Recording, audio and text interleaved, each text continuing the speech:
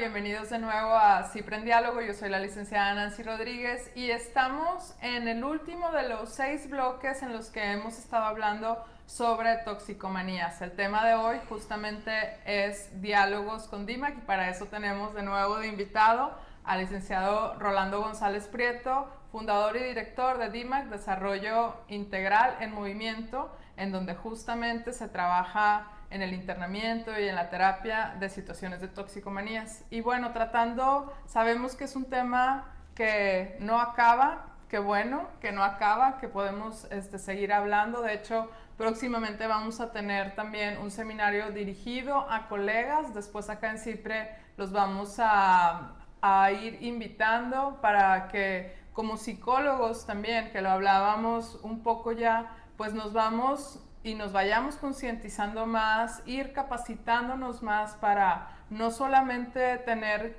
que pensar en el internamiento como una opción para un toxicómano, sino nosotros de primera entrada, ya de por sí el que la persona llegue a la consulta es difícil, pues como psicólogos estar preparados. Entonces, pues bueno, en este bloque vamos a hablar un poco más para ir justamente cerrando.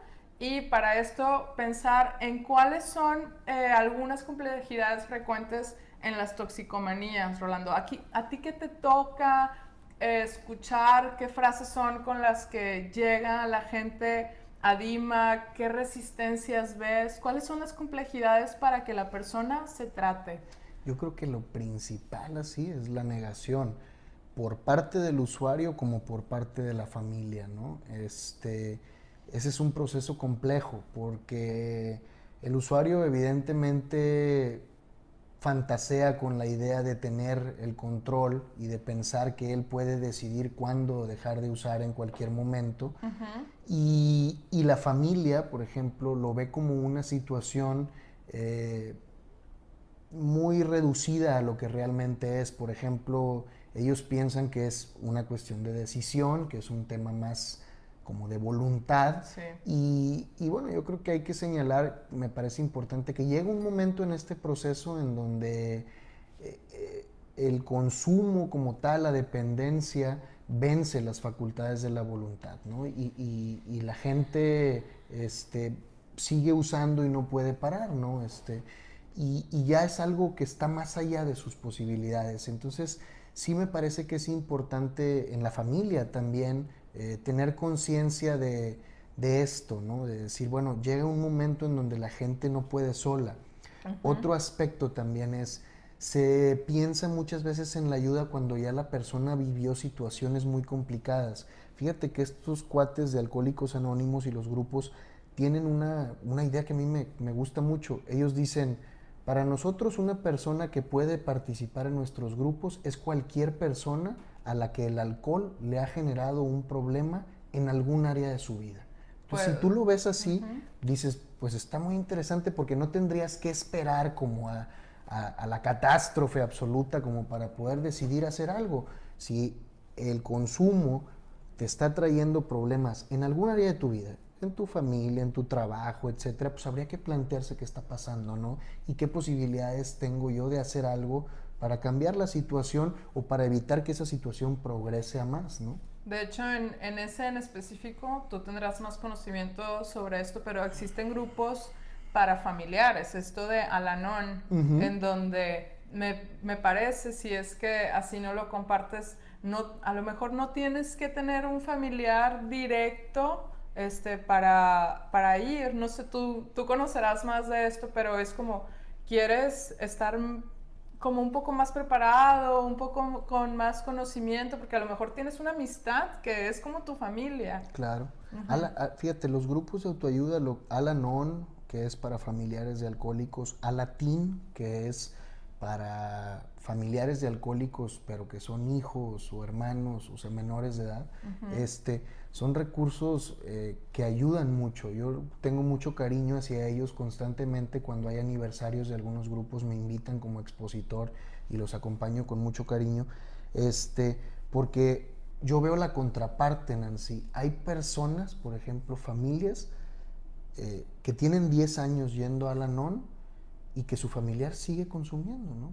Okay. Y entonces tú hablas con ellos y dices, ¿por qué estás tú aquí? Dice, porque yo quiero estar bien. O sea, porque yo el día de hoy quiero vivir bien. O sea, y porque a mí esto me ayuda a tomar conciencia de mi vida, a hacerme responsable de mí, de lo que siento, y darme cuenta de que de mí no depende enteramente que él esté bien o no esté bien. Entonces estos grupos sí son un recurso muy valioso, que ayuda a las familias, y los grupos de doble A igual.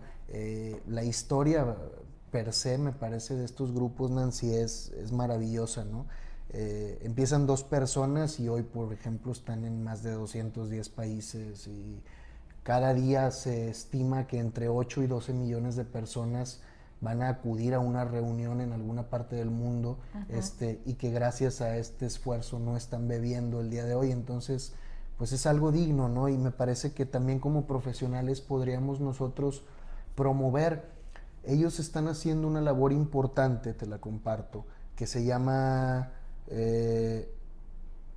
no me acuerdo, algo con la comunidad profesional, esfuerzos hacia la comunidad profesional o algo así, y ellos lo que están buscando son profesionales que puedan ser como aliados de los grupos, para, aparte de su plan de tratamiento profesional, apoyarse con los grupos de autoayuda, ¿no? Entonces me parece que es una opción importante en estos momentos, ¿no? Para nosotros como profesionales de la salud. A final de cuentas estamos hablando de esta muy necesaria interdisciplina. Es correcto. Y fíjate, hablando de las complicaciones, ahorita veíamos un lado en donde la red de apoyo, en este caso la familia, puede ser sí una red de apoyo favorable, pero ¿qué pasa cuando una de las complicaciones es que justo tenemos una red de apoyo hostil?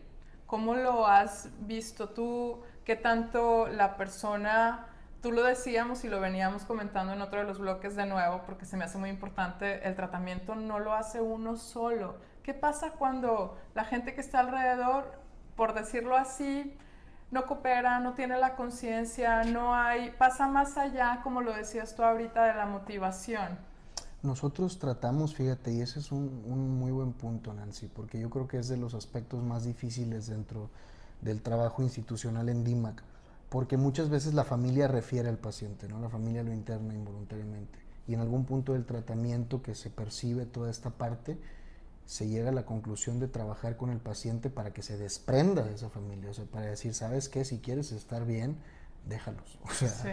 Hazte independiente, trabaja para lograr esta posibilidad de independencia y de libertad, que te permita mantener una distancia de un sistema que está, que te va a poner en riesgo, o que va a crear condiciones que van a favorecer la recaída o nuevamente el malestar o sufrimiento emocional.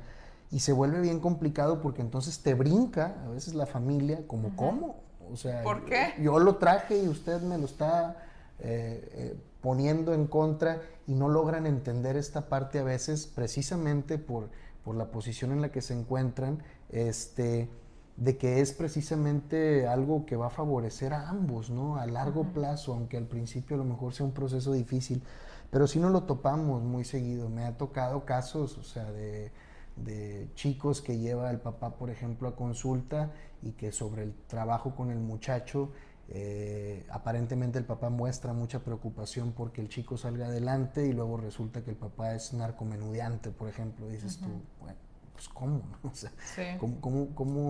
¿Cómo logras de cierta manera hacer que eso no tenga un impacto importante sobre el hijo? Bueno, pues entonces sí pasa muy frecuentemente. Y yo creo que ese es menester de nosotros dentro de las instituciones. Por ejemplo, sé que en la consulta particular pues hay más distancia a veces, pero acá no. Acá nosotros tenemos un componente importante que incluye a la familia, y que nos hace tener que entrar a esa situación. Y la gente a veces se sorprende cuando lo digo, pero yo te soy franco.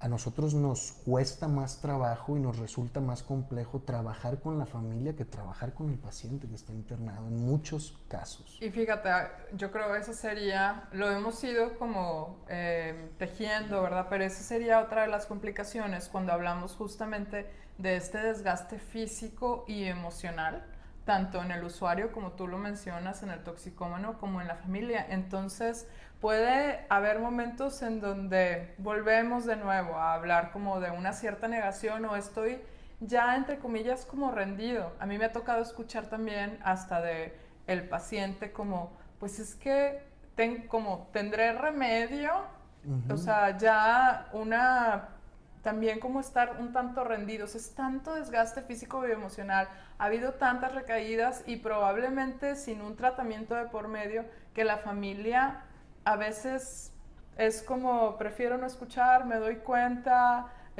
si al día de hoy está la persona bien, pues me la llevo tranquilo, no saco el tema, entonces esta es una complicación fuerte, el desgaste emocional y físico. Sí, porque te digo, aquí la parte importante es que la familia regularmente esperan, o el usuario, a que haya situaciones graves como para pensar que hay necesidad de hacer algo. Después pasa, por ejemplo, que la persona permanece 5 días sin consumir y se da esto, ¿no? De que, bueno, todo está muy bien, de que ya no hay que hacer nada, ya va a mejorar. Y entonces te digo, hay que entender que si esta situación está dada, la persona necesita atención y esa atención es un proceso. Y yo le digo mucho a los usuarios, porque también quieren ir muy rápido, yo les digo, esto es paso a paso, ¿no? Si lo pones como una analogía, esto sería como una carrera, un maratón de 42 kilómetros, ¿no? En donde el eje del cómo correrla es el ritmo, ¿sí? Sí. Y la resistencia que tú puedas tener a un ritmo que es el tuyo, que no es como que una velocidad específica, sino la que tú puedas, a diferencia a lo mejor de los 100 metros planos, ¿no? O sea, que pues vas a salir corriendo destapado, le digo, no puedes hacer esto acá, Claro. o sea, necesitas ir con calma y con acompañamiento y toda esta parte, ¿no? Usando tu metáfora del maratón, como a los 30 kilómetros se le llama como una barrera en donde dices, ya no puedo más, pero justo después es como esta parte en donde viene la parte final y acabas. En el tratamiento con las adicciones me parece que no hay un término, es algo que tiene que ser constante. Sí, sí. Pero pues, me imaginaría haciendo la metáfora como que hay un momento también en donde ya no puedo más y lo pasas y te das cuenta que puedes continuar y estar pues en una constante para estar mejor. Sí, como para mantener el estilo de vida, ¿no? Para mantener esa manera, esa forma de vivir. Bien, en este sentido, Rolando, de manera breve, sabemos que esto no va a terminar, pero tú nos venías diciendo, como recomendación, la primera parte siempre va a ser hablar. Claro.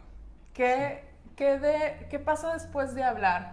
¿Qué recomendaciones podríamos dar, a lo mejor de manera sencilla, general, a gente que está preocupada sobre sí mismos o familiares, amigos, respecto a las toxicomanías? Yo les diría, una muy importante es obviamente hablar, no dejar pasar las cosas, no pensar que esto es algo momentáneo y que al rato se le va a pasar o que por sí mismo va a mejorar. O sea, hablar con él, crear acuerdos que favorezcan acciones específicas, o sea, cómo como familia vamos a brindarle apoyo, quién nos va a dar este apoyo, este es otro punto.